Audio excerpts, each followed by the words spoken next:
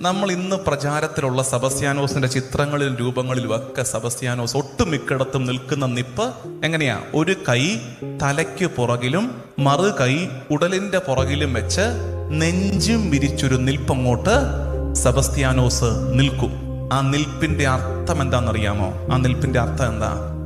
ഇനിയും എത്ര അമ്പുകൾ നീ എന്റെ നെഞ്ചത്തോട്ട് എയ്തു വിട്ടാലും എന്റെ കർത്താവിലുള്ള അടിയുറച്ച വിശ്വാസത്തിൽ നിന്ന് ഞാൻ അണുവിട ചലിക്കില്ലെന്ന് പറഞ്ഞുള്ള തന്റെ ഇടത്തിന്റെ നിൽപ്പാണത്.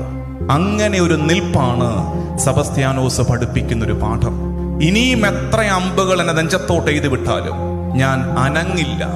തന്റെ ഇടത്തോടെ നെഞ്ചും വിരിച്ച് കൂനിപ്പോകാതെ നിൽക്കുന്നൊരു നിപ്പുണ്ട്. ഈ കാലഘട്ടം നമ്മുടെ മുമ്പിലേക്ക് എടുത്തു വയ്ക്കുന്ന വെല്ലുവിളി, അങ്ങനെ നിൽക്കാൻ തന്റെ ഇടമുള്ള വിശ്വാസമുണ്ടോ?